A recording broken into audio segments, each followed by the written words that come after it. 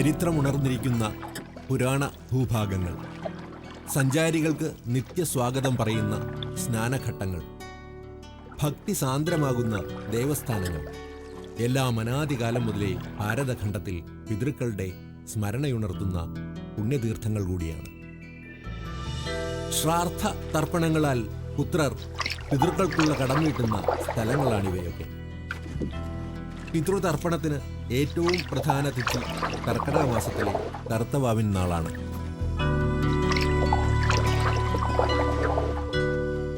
അപ്പോൾ ദിവസം കണക്കാക്കുന്നത് മുതൽ നമുക്ക് വളരെ ജ്യോതിശാസ്ത്രത്തിൻ്റെ സഹായം അത്യാവശ്യമായിട്ട് വരാറുണ്ട്. അങ്ങനെ ഒന്നാണ് അമാവാസി എന്ന് പറയുന്നത്. അമാവാസിയെക്കുറിച്ച് പറയുമ്പോൾ സൂര്യനും ചന്ദ്രനും ഭൂമിയും തമ്മിലുള്ള ഒരു ത്രികോണ ബന്ധമാണ് എന്ന് വേണമെങ്കിൽ പറയാം. ഓരോ തിഥിയും പ്രഥമ മുതൽ 15 ദിവസത്തേക്ക് അമാവാസി വരെയുള്ള തിഥിയും അമാവാസി മുതൽ പൗർണമി വരെയുള്ള 15 തിഥികളും ഇതിൽ ഓരോ ദിവസത്തിനും അതാത് ദിവസത്തിൻ്റെ അതിദേവതകളെ കൽപ്പിച്ചിട്ടുണ്ട്. ഈ അമാവാസിക്ക് നമ്മൾ പിതൃക്കളെയാണ് ദേവതകളായിട്ട് കൽപ്പിച്ചിട്ടുള്ളത്. സാധാരണഗതിയിൽ അപ്പോൾ പിതൃക്രിയകളൊക്കെ ചെയ്യുന്നതിന് വേണ്ടി അമാവാസി എന്ന് പറയുന്നത് വളരെ പ്രാധാന്യമർഹിക്കുന്ന ഒരു ദിവസമാണ്. കർക്കിടക മാസത്തിലെ കറുത്ത വാവ് ദിവസം, തുലാമാസത്തിലെ വാവ് ദിവസം, അതേപോലെ തന്നെ കുംഭം വാവ്, ഇങ്ങനെ 3 പ്രധാനപ്പെട്ട വാവുകൾക്കാണ് പിതൃബലി സാധാരണ പ്രാധാന്യത്തോടെ നടത്തുന്നത്. അതിൽ തന്നെ കർക്കിടക വാവിന് വളരെ പ്രത്യേകതയുണ്ട്. കാരണം ജ്യോതിശാസ്ത്രപരമായി തന്നെ കർക്കിടക മാസത്തിന് ചില വൈശിഷ്ട്യങ്ങളുണ്ട്. സൂര്യൻ തൻ്റെ ഉത്തരായണം അവസാനിപ്പിച്ച് ദക്ഷിണായനത്തിലേക്ക് പ്രവേശിക്കുന്ന, തിരിച്ചു വരുന്ന ഒരു സന്ദർഭമാണ്, അതിൻ്റെ തുടക്കമാണ് ഈ കർക്കിടക മാസം എന്ന് പറയുന്നത്. കർക്കിടക സംക്രമം മുതൽ ദക്ഷിണായനം ആരംഭിക്കുന്നു, മകരസംക്രമം വരെ. ഉത്തരായണം ദക്ഷിണായനം എന്നിങ്ങനെ പറയുമ്പോൾ ഉത്തരായണം ദേവന്മാർക്ക് പകലും ദക്ഷിണായനം പിതൃക്കൾക്ക് പകലും എന്നാണ് നമ്മളുടെ വിശ്വാസം. അപ്പോൾ ഒരു പകൽ തുടങ്ങുമ്പോൾ തന്നെ ആദ്യമായി കിട്ടുന്ന അമാവാസി ദിവസം പിതൃക്രിയ ചെയ്യുക എന്നുള്ളത് വളരെ പ്രാധാന്യമർഹിക്കുകയാണ്. രാവിലെ തന്നെ നമ്മൾ രാത്രി മുഴുവൻ വിശ്രമിച്ച് രാവിലെ ഉറങ്ങെഴുന്നേറ്റ് നിത്യകർമാദികൾ കഴിഞ്ഞാൽ ഭക്ഷണം കഴിക്കുമ്പോഴുണ്ടാവുന്ന ഒരു സുഖം, പിതൃപ്രീതി ഈ രംഗത്ത് ഉണ്ടാവും എന്നാണ് ഒരു സാമാന്യമായിട്ടുള്ള യുക്തി.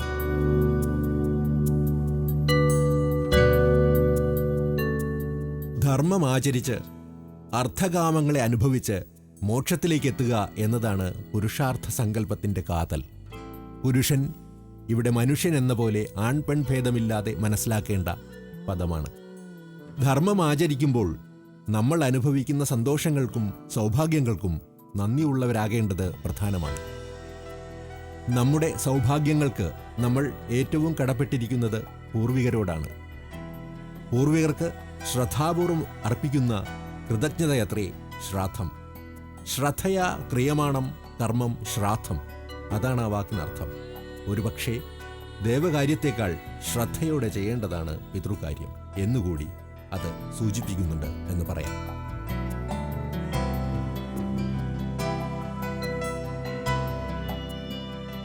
നമ്മളുടെ പൂർവ്വപരമ്പരയോടുള്ള ബഹുമാനവും സ്നേഹവും നന്ദിയൊക്കെ പ്രകടിപ്പിക്കുന്ന ഈ പിതൃകർമ്മം വാസ്തവത്തിൽ ആരംഭിക്കുന്നത് വിവാഹം എന്ന സംസ്കാര ചടങ്ങോടുകൂടിയാണ് എന്ന് നമുക്ക് മനസ്സിലാക്കാം.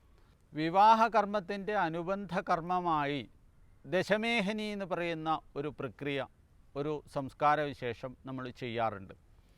അവിടെ തുടങ്ങുന്നു നമ്മളുടെ പിതൃകർമ്മ പ്രവൃത്തി. സാധാരണഗതിയിൽ നമ്മളുടെ അച്ഛൻ മരിച്ചു പോയിട്ടുണ്ടെങ്കിൽ അച്ഛൻ, ഇല്ലെങ്കിൽ മുത്തശ്ശൻ്റെയും അച്ഛൻ, മുതുമുത്തശ്ശൻ എന്നിങ്ങനെ 3 തലമുറയുള്ള പിതൃക്കളെ വിളിച്ചു വരുത്തി, ഒപ്പം തന്നെ മാതൃകുലത്തിൽ നിന്ന് ഒരു പിതാവിനെയും വിളിച്ചു വരുത്തി നമ്മുടെ ഈ കുടുംബത്തിൽ ഒരു പുതിയ അംഗത്തെ കൊണ്ടുവന്നിട്ടുണ്ടെന്നും ഇനി അങ്ങോട്ടേക്ക് ഒരു പുതിയ സന്താന പരമ്പര തന്നെ ഉണ്ടാവുമെന്നും പിതൃക്കളെ അറിയിക്കുന്ന ഒരു ചടങ്ങാണ് വാസ്തവത്തിൽ ഈ ദശമേഹിനി എന്ന് പറയുന്നത്. അതാണ് ഒരു കണക്കിന് ഈ പിതൃകർമ്മത്തിൻ്റെ ആരംഭം എന്ന് വേണമെങ്കിൽ നമുക്ക് പറയാവുന്നതാണ്.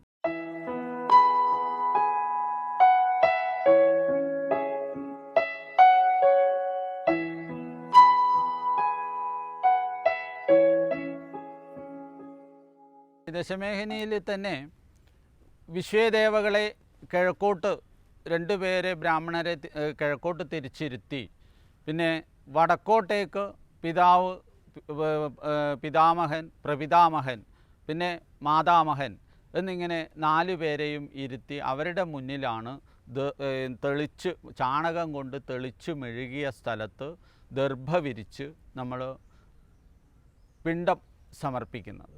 അപ്പോൾ അവിടെ പലതരത്തിലുള്ള സമ്പ്രദായങ്ങളും ചടങ്ങുകളും വളരെ വിശദമായിട്ടുള്ള ക്രിയകളും ഒക്കെ കഴിഞ്ഞതിന് ശേഷം ഈ സമാപനം, ദക്ഷിണാദി ക്രിയകളും സമാപനവും ഒക്കെ കഴിഞ്ഞ് അവരെ എഴുന്നേൽപ്പിച്ച് നിർത്തി നമ്മൾ പറഞ്ഞു വിടുകയാണ്. അപ്പോൾ അവരുടെ കൂടെ പോകുന്നതിന് മുമ്പായിട്ട് നമ്മൾ ചോദിക്കും, ശേഷൈ കിം ക്രിയതാം എന്ന് ചോദിക്കും സാധാരണ. അപ്പോൾ ഇവരൊക്കെ അനുഗ്രഹിച്ചിട്ട് പറയുകയാണ്, ഇഷ്ടൈ സഹോപഭുജ്യതാം എന്ന് പറയും. ഇഷ്ടന്മാരോടുകൂടി ചേർന്ന് ഈ ജീവിത സുഖങ്ങളൊക്കെ അനുഭവിച്ചോളൂ എന്ന് പറയും. അപ്പോൾ സാധാരണഗതിയിൽ ഇത് സപുണ്ഡീകരണ ശ്രാദ്ധത്തിലും ഇതേപോലെ തന്നെ നമുക്ക് കാണാൻ സാധിക്കുന്നതാണ്. അങ്ങനെ അവിടെ ഈ പിതൃക്കൾക്ക് വേണ്ടി ഉണ്ടാക്കിയിട്ടുള്ള ഹവിസ് തുടങ്ങിയിട്ടുള്ള സാമഗ്രികളിൽ നിന്ന് എല്ലാറ്റിൻ്റെയും ഓരോ അംശം സ്വാംശീകരിച്ച് അത് നമ്മൾ കഴിക്കുക. അങ്ങനെ ശേഷം കഴിക്കുക എന്ന കർമ്മത്തോടുകൂടി അത് അവസാനിക്കും. ഇതേ സമ്പ്രദായമാണ് പിന്നീട് ബലികളിലേക്കും നമ്മൾ കൊണ്ടുവന്നിട്ടുള്ളത്.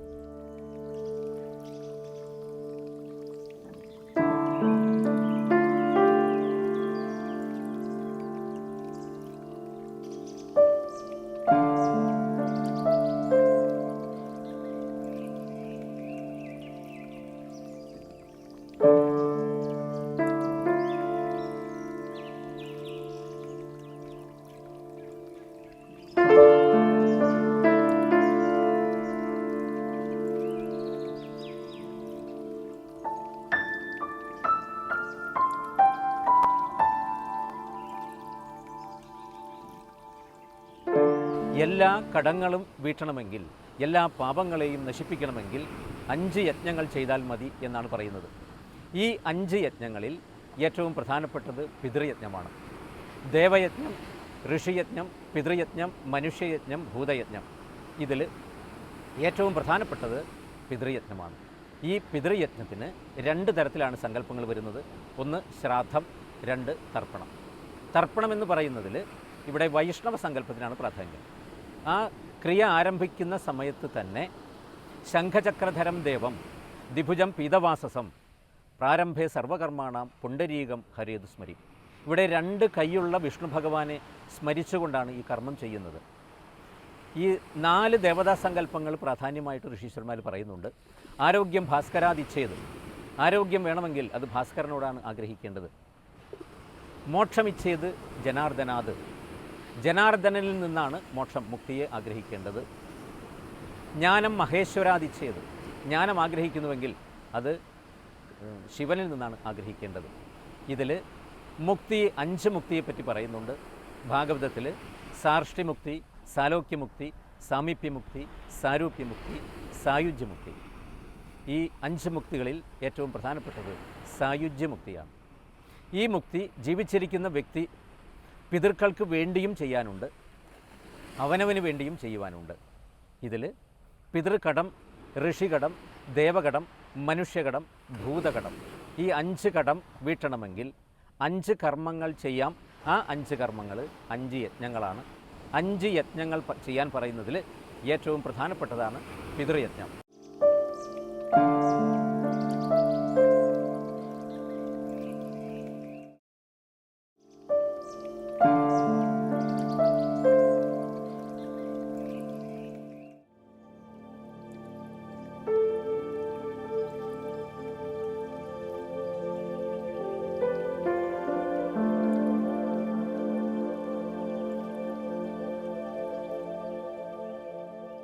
കർക്കടക വാവിന് പ്രഭാതത്തിൽ സ്വഗൃഹത്തിൽ തർപ്പണം ചെയ്യുക എന്നത് കേരളത്തിൽ സർവ്വസാധാരണമാണ്. ഹരിശ്രീ ഗണപതയേ നമ. അവിഘ്നമസ്തു. ശ്രീ ഗുരുഭ്യോ നമ. മംഗളകരവും ആയുരാരോഗ്യവർദ്ധകവുമായ ദീപപ്രകാശത്തെ എൻ്റെ ബുദ്ധി ഗുരുവിനെ നമസ്കരിക്കുക. ബുദ്ധിപ്രകാശത്തിനായി ദീപജ്യോതിയെ നമസ്കരിക്കുക. ശുദ്ധവും പാപനാശകവും ആയുസ് തേജസ്സുകളെ വർദ്ധിപ്പിക്കുന്നതും പിതൃശ്രാദ്ധക്രിയയ്ക്ക് ഉചിതവുമായ പവിത്രത്തെ നമസ്കാരപൂർവ്വം വലത് കൈയിൻ്റെ മോതിരവിരലിൽ ധരിക്കുക. അറ്റം കെട്ടിയ ദർഭ ഇരുകൈയിലും ധരിച്ച് പ്രസന്നവദനനും വിഷ്ണുവുമായ ഗണപതിയെ സങ്കല്പം ചെയ്യുക.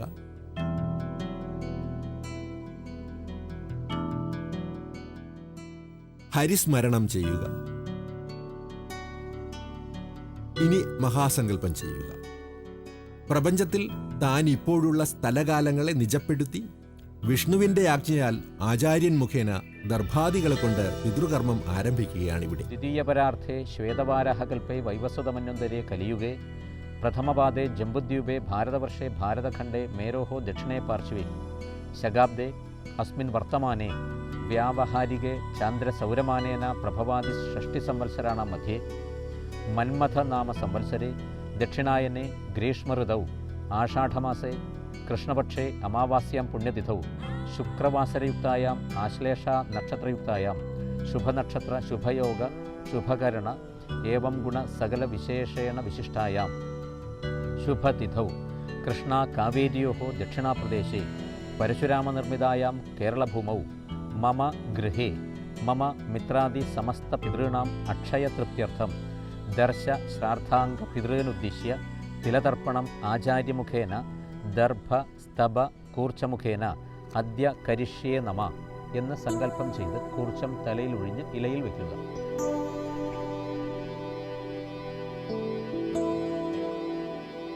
ദർഭാസനത്തെ നമസ്കരിക്കുന്നു. അതിനു മുകളിൽ തിലോദകം എള്ളും വെള്ളവും അർപ്പിക്കുന്നു.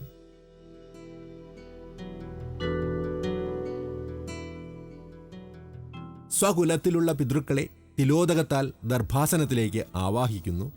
പിണ്ടത്തെ 5 ഭാഗിക്കുക.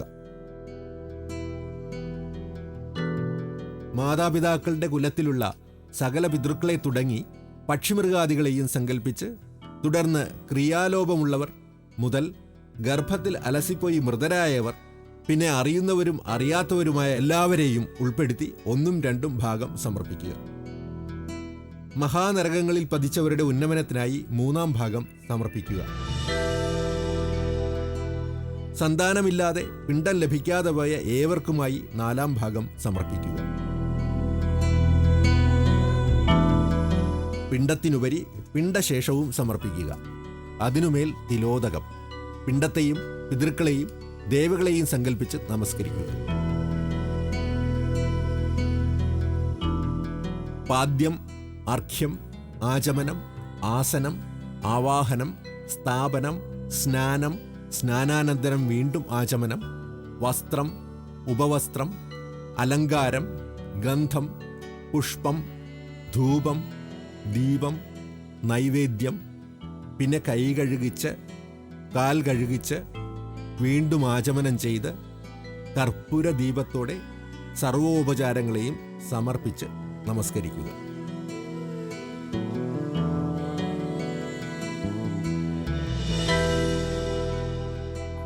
ആചാര്യന് ദക്ഷിണ നൽകുക. സർവർക്കും ഈ തിലോദകം ഭവിക്കട്ടെ എന്ന് തർപ്പിക്കുക. എഴുന്നേറ്റ് 3 പ്രദക്ഷിണം വയ്ക്കുക. കർമ്മങ്ങളിൽ പിഴകൾ വന്നിട്ടുണ്ടെങ്കിൽ അതിനായി ക്ഷമാപണം ചെയ്യുക. നാരായണ സ്മരണയോടെ പിണ്ടത്തിൻ്റെ മുകളിൽ പുഷ്പം സമർപ്പിച്ച് തൊട്ടു നമസ്കരിക്കുക.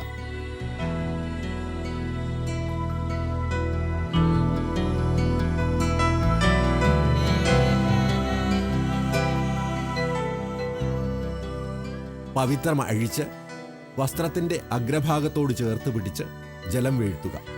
പവിത്രവും കൂർച്ചവും കെട്ടഴിച്ച് പിണ്ടത്തിൻ്റെ മുകളിൽ വയ്ക്കുക. പിണ്ടത്തിൽ നിന്ന് പുഷ്പമെടുത്ത് ഘ്രാണിച്ച് ശിരസിൽ വയ്ക്കുക. ശേഷം അല്പം ഭക്ഷിച്ച് പിണ്ടം വെച്ച ഇല മുകളിൽ വെച്ച് തെക്കുഭാഗത്തേക്ക് നീക്കിവെച്ച് കാക്കയ്ക്ക് ബലി കൊടുക്കുന്ന സങ്കല്പത്തിൽ 3 പ്രാവശ്യം കൈയടിച്ച് തർപ്പണം അവസാനിപ്പിക്കാം.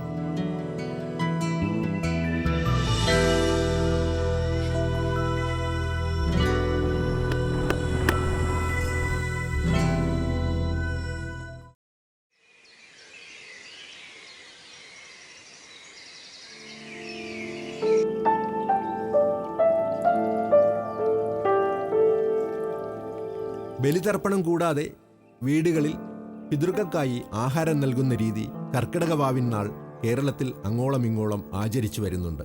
ദാഹം വയ്ക്കുക, വീതു വയ്ക്കുക, അകത്തു കൊടുക്കുക എന്നീ പേരുകളിലാണ് ഇതറിയപ്പെടുന്നത്.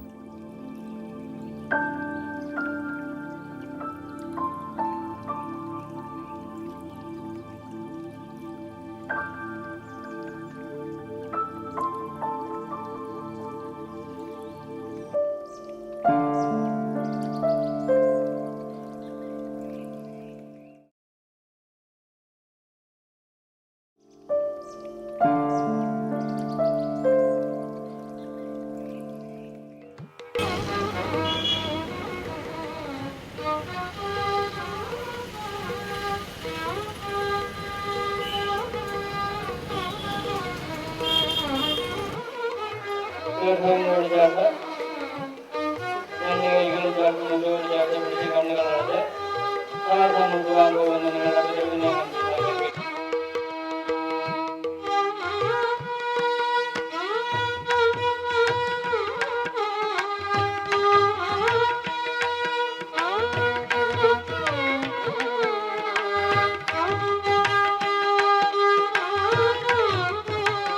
തിരുവല്ലം ക്ഷേത്രത്തിനെ സംബന്ധിച്ചാണെങ്കിൽ ഇവിടെ പിതൃകർമ്മം എന്ന് പറയുന്നതാണ് ഇമ്പോർട്ടൻ്റ് ആയിട്ടുള്ളൊരു വഴിപാടായിട്ട് കാണുന്നത്.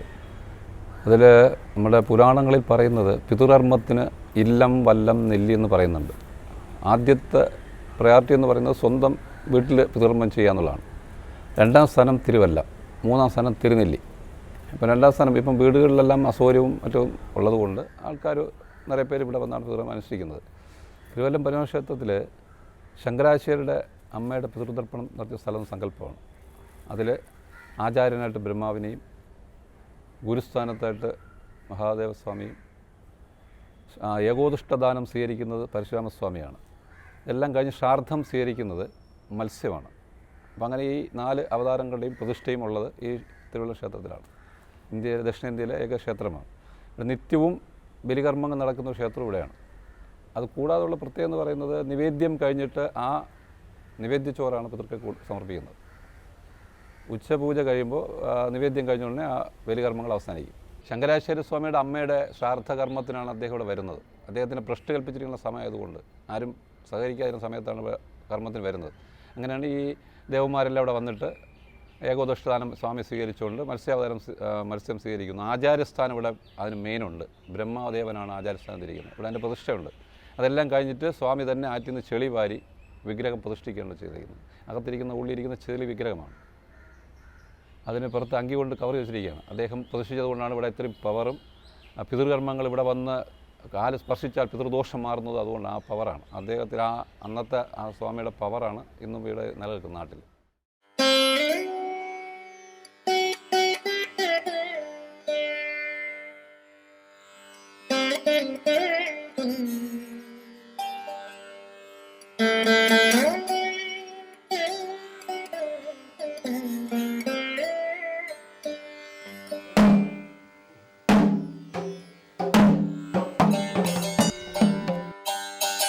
തിരുനെല്ലി ക്ഷേത്രം മഹാവിഷ്ണുവാണ് ഇവിടെ പ്രതിഷ്ഠ. പെരുമാൾ എന്നുള്ള തിരുനെല്ലി പെരുമാൾ എന്ന പേരിലാണ് ഭഗവാൻ അറിയപ്പെടുന്നത്. തെക്കൻ കാശി എന്ന പേരിൽ ഈ ക്ഷേത്രം വളരെ പ്രസിദ്ധമാണ്. പിതൃകർമ്മത്തിൻ്റെ പ്രാധാന്യം ഉള്ളതുകൊണ്ടാണ് തെക്കൻ കാശി എന്ന പേരിൽ അറിയപ്പെടുന്നത്. പാവനാശിനി പിണ്ടപ്പാറയിൽ കുളിച്ച് പിതൃക്കൾക്ക് വേണ്ടി കർമ്മം ചെയ്ത് പാവനാശിനി കുളിച്ച് പിതൃക്കൾക്ക് വേണ്ടി പിണ്ടപ്പാറയിൽ കർമ്മം ചെയ്ത് ക്ഷേത്രത്തിൽ വന്ന് മഹാവിഷ്ണുവായ വൈകുണ്ഠേശ്വരനെ തൊഴുതാൽ ആ പ്രേതങ്ങൾക്കെല്ലാം മോക്ഷം കിട്ടി തറവാട്ടിലെ എല്ലാവർക്കും സർവ്വ ഐശ്വര്യമുണ്ടാകും എന്നാണ് ഐതിഹ്യം.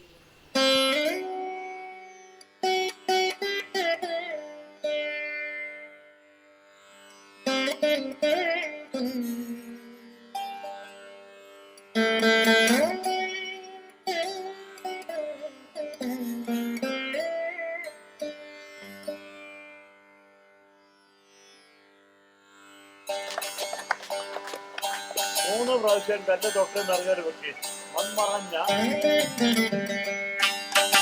മൃത്യുവിൻ്റെ അപൂർണതയിൽ പിതൃസ്മരണ നിലനിർത്തി മരണം പൂർത്തിയാവാൻ കാത്തിരുന്ന ഒരു കുടുംബമുണ്ട്. പറവൂർ പെരുമ്പടന്നയിൽ കൊച്ചിക്കാരൻ പറമ്പിൽ സുകുമാരൻ്റെ അപകടമരണത്തെ തുടർന്ന് അദ്ദേഹത്തിന്റെ ഹൃദയം മാന്നാറിലുള്ള അബ്രഹാമിന് ദാനം നൽകി. കേരളത്തിലെ ആദ്യത്തെ ഹൃദയദാനം. മരണം വരെ സുകുമാരന്റെ ജന്മനാളിൽ പുഷ്പാഞ്ജലി അർപ്പിച്ച് സുകുമാരനും അബ്രഹാമിനുമായി പ്രാർത്ഥിച്ചു കുടുംബാംഗങ്ങൾ. മെയ് 11 തീയതിയാണ് ആക്സിഡൻ്റ് ഉണ്ടായിരുന്നത്. പിന്നെ അന്ന് തന്നെ ഉച്ചയ്ക്കാണ് ആക്സിഡൻ്റ് ഉണ്ടായെങ്കിലും ഉച്ച കഴിഞ്ഞിട്ട് ഇവിടുന്ന് ഇവിടെ പറവൂർ ഡോൺ ബോസ്കോ ഹോസ്പിറ്റലിൽ നിന്ന് നേരെ എറണാകുളം മെഡിക്കൽ ട്രസ്റ്റ് ഹോസ്പിറ്റലിലേക്ക് കൊണ്ടുപോയി. പിന്നെ അന്ന് രാത്രി ആയപ്പോഴാണ് പറയുന്നത് അച്ഛനിങ്ങനെ മസ്തിഷ്കമരണം സംഭവിച്ചു, നമുക്ക് കിട്ടില്ല എന്നൊക്കെ പറഞ്ഞത്. അവിടെ ചെന്നപ്പോഴാണ് അവർ നമ്മളോട് സംസാരിക്കുന്നത്, ഇങ്ങനൊരു അസുഖം ബാധിച്ച ഒരു രോഗിയുണ്ട്, അപ്പോൾ അച്ഛനെന്തായാലും ബ്രെയിൻ ഡെത്താണ്, ഒന്നും ചെയ്യാൻ പറ്റില്ല, അപ്പോൾ നിങ്ങൾക്ക് താല്പര്യം ഉണ്ടെന്നുണ്ടെങ്കിൽ അയാൾക്കൊരു ജീവൻ കിട്ടും, താല്പര്യം ഉണ്ടെന്നുണ്ടെങ്കിൽ സമ്മതമാണെന്നുണ്ടെങ്കിൽ അച്ഛൻ്റെ ഹൃദയം മാറ്റിവെക്കാനായിട്ട് എങ്ങനെയാണ് നിങ്ങൾക്ക് സമ്മതമാണോ എന്ന് ചോദിച്ചു. അച്ഛൻ്റെ കണ്ണുകളും മറ്റും ദാനം നേരത്തെ കൊടുത്തിരുന്നു. അപ്പോൾ അതുകൊണ്ട് ഞങ്ങൾ വിചാരിച്ചു അതിന് സമ്മതിച്ചില്ലെങ്കിൽ അച്ഛൻ്റെ ആത്മാവ് ഞങ്ങളോട് ക്ഷമിക്കില്ല എന്ന് തോന്നി. അങ്ങനെ ഞങ്ങൾ പറഞ്ഞു ശരി, ഞങ്ങൾക്കിന് സമ്മതമാണെന്ന് പറഞ്ഞു. പക്ഷേ നമുക്കറിയില്ലായിരുന്നു ഇത് ഫസ്റ്റ് ഹൃദയം മാറ്റി വയ്ക്കലാണ്, അങ്ങനെയൊന്നും അറിയില്ലായിരുന്നു. ക്രിസ്മസിന് അവിടെ പോയിരുന്നു, അവരുടെ ഫാമിലിയായിട്ട് ഭയങ്കര അറ്റാച്ച്മെൻ്റ് ആയിരുന്നു. അതിനുശേഷം പിന്നെ അദ്ദേഹം മരിച്ചപ്പോൾ ഞങ്ങളെ വിളിപ്പിച്ചു, ഞങ്ങളവിടെ പോയി. അവിടെ ഞങ്ങൾ ചെന്നതിന് ശേഷമാണ് അവിടെ അവരുടെ മറ്റേ കർമ്മങ്ങളെല്ലാം നടത്തിയത്. അതിനുശേഷം ഞങ്ങൾ ഇവിടെ വന്നിട്ടാണ് പിന്നെ അച്ഛൻ്റെ കർമ്മങ്ങളെല്ലാം ചെയ്തത്. അച്ഛൻ്റെ ജന്മനാളിൽ തന്നെ ഞങ്ങൾ പുഷ്പാഞ്ജലി കഴിപ്പിക്കുമായിരുന്നു. അബ്രഹാം മരിച്ചതിന് ശേഷം ഞങ്ങൾ അച്ഛന് വേണ്ടിയിട്ട് വാവ് ബലിയിടാറുണ്ട്. ആലുവ ശിവരാത്രി മണപ്പുറത്ത് പോയിട്ടാണ് ബലിയിടുന്നതും.